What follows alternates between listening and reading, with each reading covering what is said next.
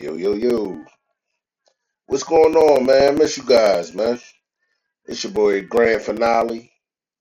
You know what I'm saying? I'm back for another great episode of Big Guy Vibes. What we're going to talk about today is my man Dallas Goedert came up with a Mount Rushmore, his personal Mount Rushmore. So this is strictly his opinion of tight ends all time in the NFL, the ones that he looked up to. He named four players. Let's see if we all agree. And then Eagles Wire, man, they came out with a nice little article talking about the top five rookies that they believe is going to make the most impact in 2025-2026 season. And then, of course, my thoughts from the toilet, man. But without further ado, I'm ready to get this thing rolling. My man Teddy Bear Vibes, he's out for the day. So it's just me. But we're going to make it happen. Let's Yo, we go. talk big, ain't afraid to dream. Over podcasts, we're the ultimate team. From sports highlights to the latest films. Having laughs on air, yeah, the vibe just thrills. Big beards, big laughs, what's next, man?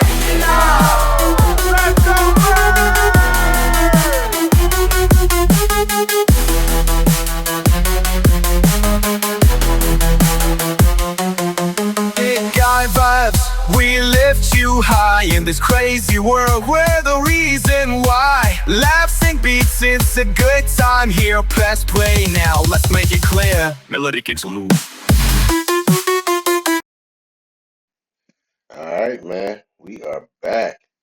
So we're gonna kick this thing off, man. We're gonna talk about Dallas Goddard and his Mount Rushmore. So let's hear what he got to say, man. Let's hear what he got to say. I got to go with Antonio Gates. I got to go with Dallas Clark. I got to go with Rob Gronkowski.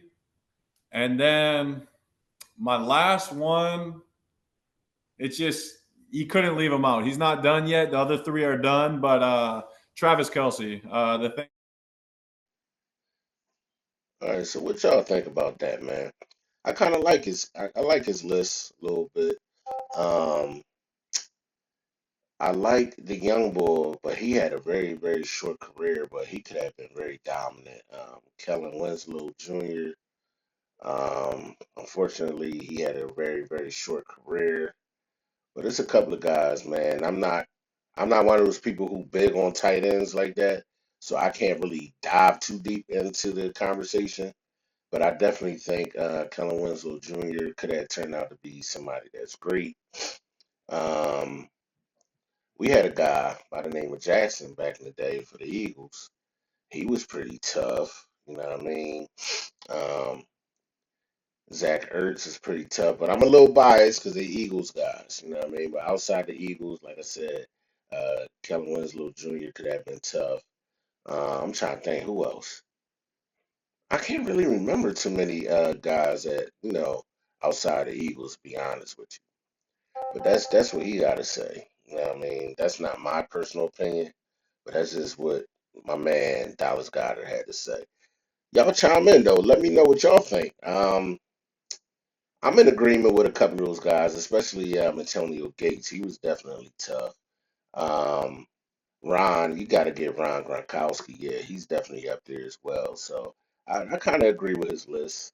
I kind of and Kelsey, you got to give him his props, man, because he collected a lot of rings too. So, but I want to talk about this article by the Eagles Wire. Okay, they basically were talking about five Eagles rookies that's going to have an immediate impact for this upcoming year. Do y'all agree? So number one on this list is defensive back Andrew Makuba. Now he was the 64th pick in this NFL draft. Makuba is versatile enough to basically let me make this bigger so y'all can see. Let me come down some. Um, he's versatile enough to hit ground running at the safety position in place of the departed C.J. Gardner-Johnson. Makuba should showcase his skills by playing elite versatility at all three levels while presenting a more hybrid and athletic model. According to Pro Football Focus, Makuba earned an excellent grade in coverage, 89.7, He forced an incompletion on 26.1% of his targets and allowed a 12.1 passer rating last season in coverage. Now, mind you, he did all this in college. However, we've been hearing some positive things coming out of camp, and I can't wait to regular training camp starts to see how he definitely materializes. But even a man, and I'm not going to show the clip because everybody's been showing the clip of Devontae Smith after his celebrity softball game.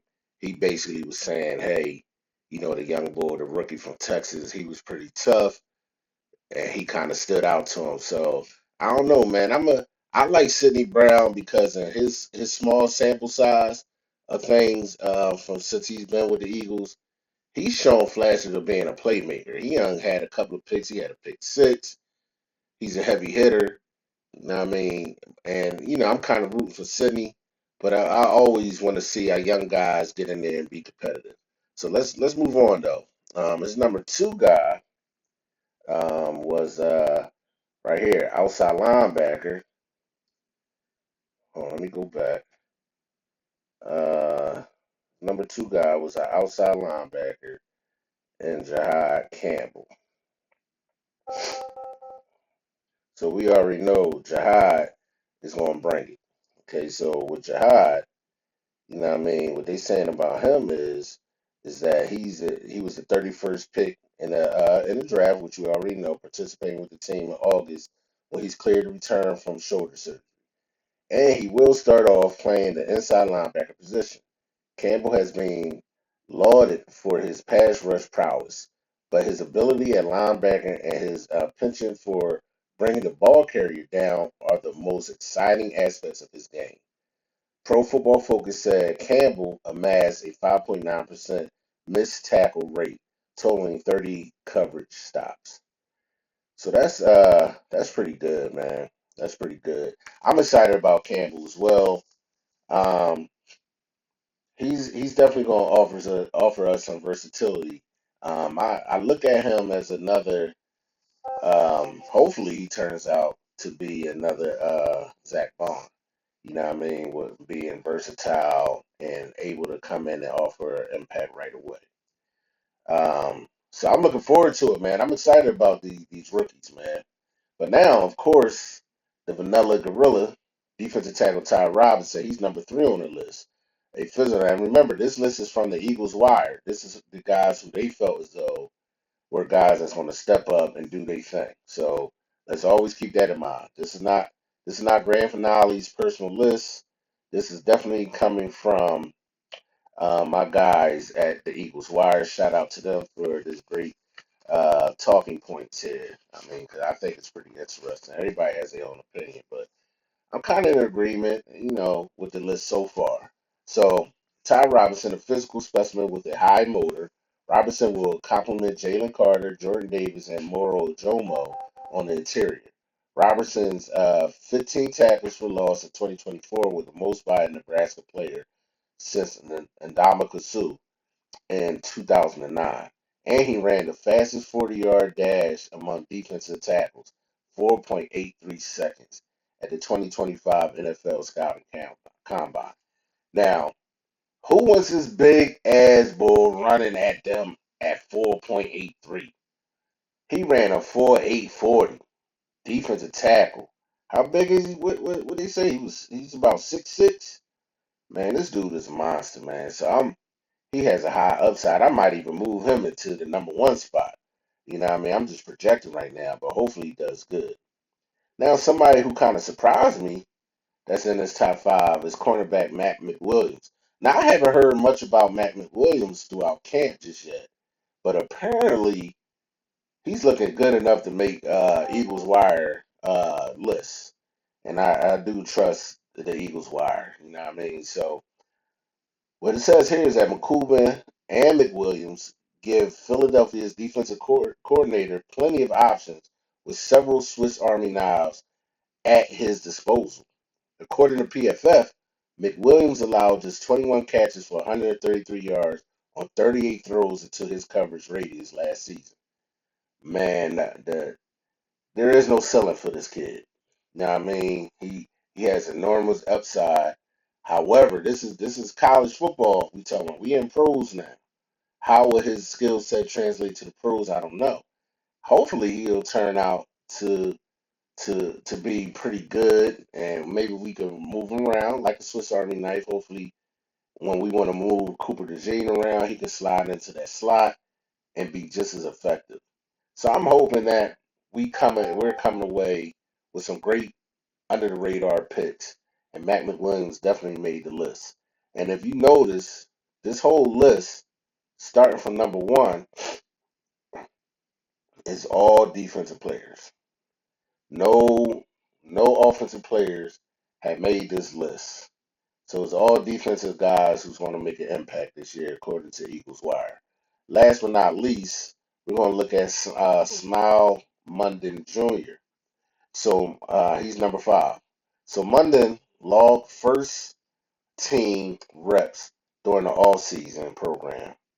And like Campbell, the former Georgia linebacker is an elite tackler with a 7.8% missed tackle rate at Georgia. Now, one thing I'm going to tell y'all right now is that if they're coming from Georgia, I'm trusting them because Georgia has a formula for getting these guys prepared for NFL football. Hear what I'm saying? Georgia has the recipe for giving these guys the skill set they need to perform at a high level once they come into the NFL. We've been drafting Georgia players right now for the last 4 years. Each draft, maybe for the last 4 years. I hesitate to say five, but at least four. And they have turned out to be great bright spots for this team. And I'm not just saying that because we're Super Bowl champions. I'm saying it because I really deep down I feel as though that's the truth. You know what I mean? So let's take a look at these top five. Let's pay close attention. You know, the training camp is coming up. And I want y'all to comment, man. Let me know what y'all think. If y'all agree with this list, um, I certainly find the list very intriguing. I definitely find the list very intriguing. But now, without further ado, I'm gonna give you my final thoughts. Don't forget, like and subscribe, man. Tune in. We're gonna have plenty of stuff coming your way. Teddy Bear vibes tonight. He's out partying, man. So y'all got me today. But without fail, I'm gonna bring y'all that heat regardless. All right, but here we go.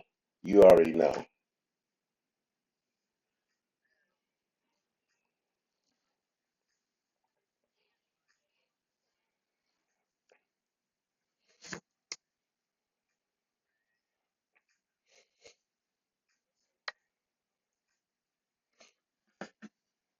So I watch a lot of other podcasters, man, Eagles content creators, and a couple of guys. You know, we're talking about the expectations put on a couple of these guys because they had such a successful season last year. At the top of the list was Cooper DeJean, and then you had Guantanamo Bay. Now, me personally, if they don't play as good as they did last year, I will blame us as fans because the pressure's high. The pressure's high. Everybody can't be at their best at every game. But Philly fans, we expect perfection. Even any Philly fans of any sport that we expect perfection, man. When we all know that as fans, we not close to being perfect. But the expectation is so high, and I'm just hoping that the pressure is not too much for Cooper DeJean and my man Quinyon Mitchell. I hope they're able to still bring that heat. I see they had a lot of, especially Cooper had a lot of fun this summer, man. Everybody wants to talk to him. He got his podcast, exciting mics going on. It's a lot going on, but hopefully he can come back and still be focused and still be driven. I don't see that leaving a athlete of his caliber. And same with Quinyon Mitchell. I don't think he's that type of athlete that will fall off. If anything, I think he'll be even more challenged to surpass himself. Guys like that, they don't battle everybody else in the NFL. They battle themselves. They look in the mirror and say, "Yo, I'm gonna beat you. I'm gonna beat you today. I'm gonna beat you. It's me versus me." So let's keep that in mind, man. But that's all I got for y'all guys today, man. Think about that, man. That's my thoughts from the toilet.